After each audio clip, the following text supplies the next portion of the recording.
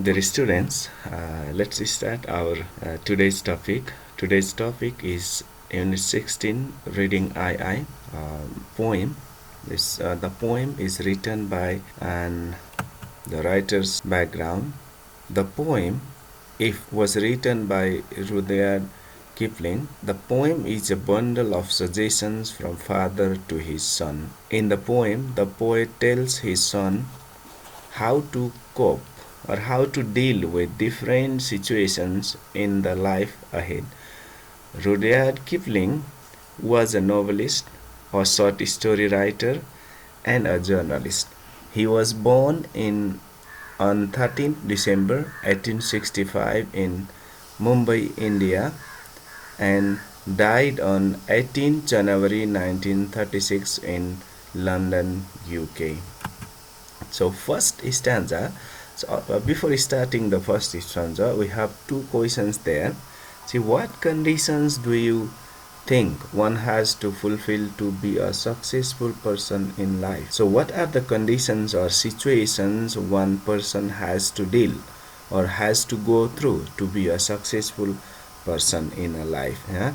So to become a successful person, a person has to go through many ups and downs. People will comment bad or good. So a person has to go through all those situations, so many ups and downs, difficulties, so many failures. And if a person become successful or manages successfully all the ups and downs, difficulties, failures, and so on, only a person can achieve his or her goal in life. A person to become a successful person has to go with all those ups and downs, difficulties, hardship, failures, and everything. Okay. Next one is question number B. Which of them have you been following? So means which situation have you been following? The question is asking us. Let me tell you. Motivating and inspiring poem that encourages the reader to hold on to their values, perseverance through challenges, and maintain their integrity in the face of diversity. So this is all the what poem tells us about. So let's start first stanza. So in first stanza, the poet has written, if you can keep your head well, all about you are losing theirs and blaming on you. If you can trust yourself when all men doubt you, but make allowance for their doubting too.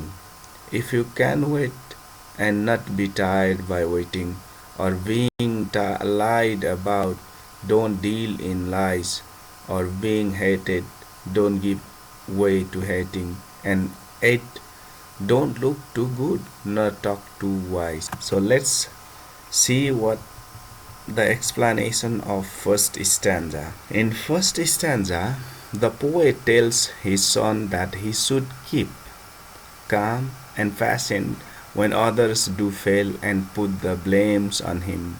He should trust himself when all others doubt him. However, he should also make a room for their doubts and try understanding what made them doubt him.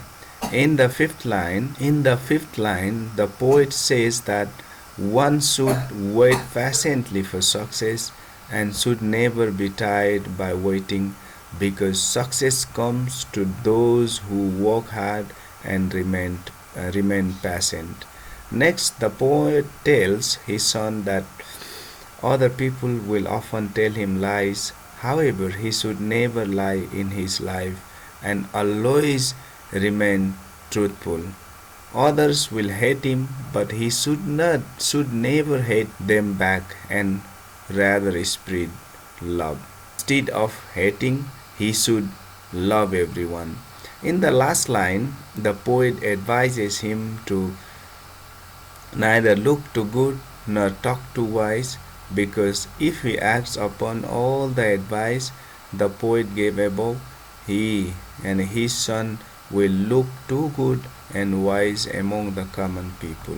Let's go to the second stanza. Let's start second stanza. If you can dream and not make dreams your master, if you can think and not make thoughts your aim, if you can meet with triumph and disaster and treat those two impostors just the same, if you can bear to hear the truth you have spoken, twisted by knaves and to make a trap for fools, or watch the things you gave your life to broken, and stop and build him up with worn out tools. Second stanza. Let's see the explanation of second stanza. In second stanza, the poet says that he should dream big but never make the dreams his master. Similarly, he should think good about goals, future, etc., but never make thoughts his aim, because in order to succeed in life, one has to work hard.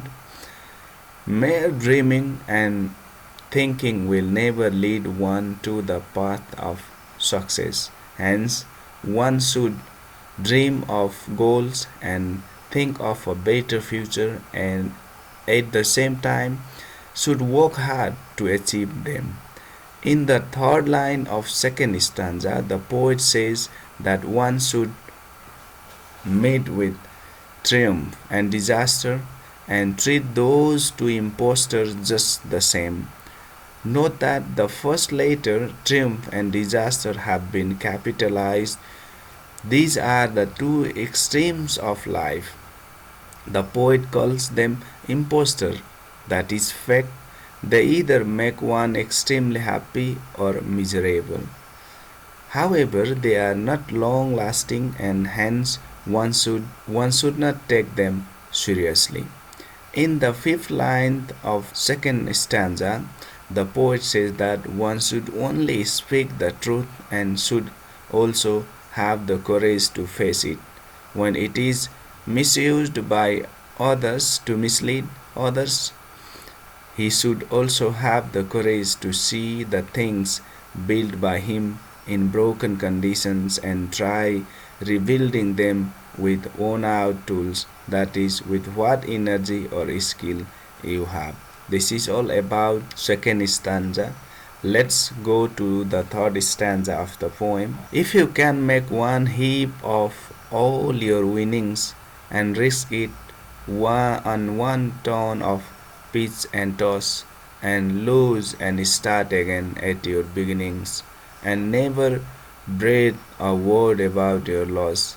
If you can force your heart and nerve and sinew to serve your turn long after they are gone, and so hold on when there is nothing in you except the will which says to them, hold on. So let's see the explanation of third stanza. In third stanza, the poet says that one should make one heap of all the achievements one has made and then take big risks. In other words, one should never be afraid of doing things that can either make one successful or ruin everything. Pitch and toss. If one fails after taking big risks, he should start again from the beginning without thinking or saying anything about the loss to others. One should try again and again until one succeeds. In the fifth line of the third stanza, the poet says that one should use his heart and nerve and sinew. Sinew means that is courage. When one becomes tired or fails, when nothing is left in life, one should have a strong willpower which may encourage one to hold on. This is all about third stanza.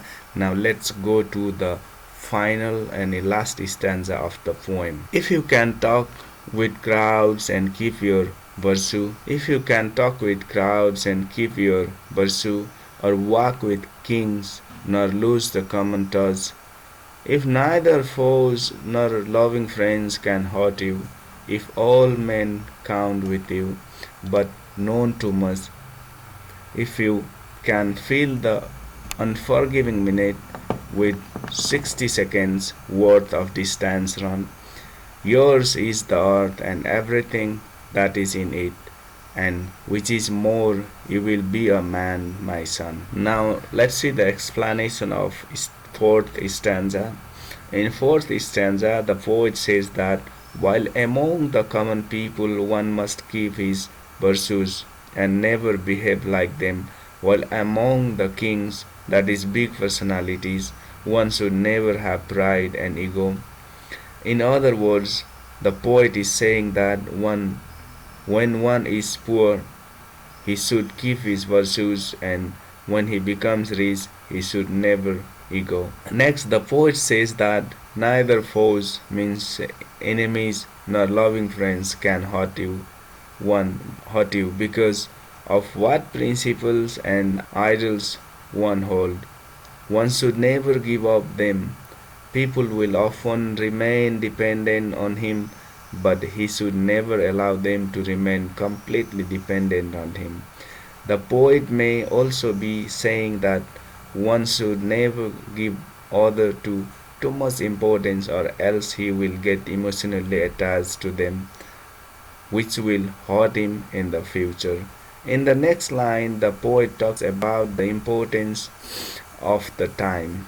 According to him, the time is precious and will never come back. Hence, one should start utilizing each and every second of life. In the final two lines of the poem, the poet tells his son, if he means his son, acts upon all the advice he gave above in the poem, he will be able to achieve whatever he likes, and he will be a man, that is, a true human beings. This is all about final stanza, fourth stanza. The glossaries are here. You can see this, the glossary. Triumph, a great victory or achievement. Impostors means a person who pretends to be someone else in order to deceive others, especially for fraudulent again. Knaves, a dishonest or unscrupulous man. Stop, bend one's head or body forwards and downwards. Worn out, extremely tired or exhausted. Pitch and toss means a gambling game in which the player who manages to throw a coin closest to a mark gets to toss all the coins, winning those that land with the head up. Sinew, a piece of tough fibrous tissue uniting muscle to bone, a tendon or ligament. Will, wisdom or desire. Virtue, behavior showing high moral standards. Foes, an enemy or opponent. Unforgiving, not willing to forgive or excuse people's faults or wrongdoings.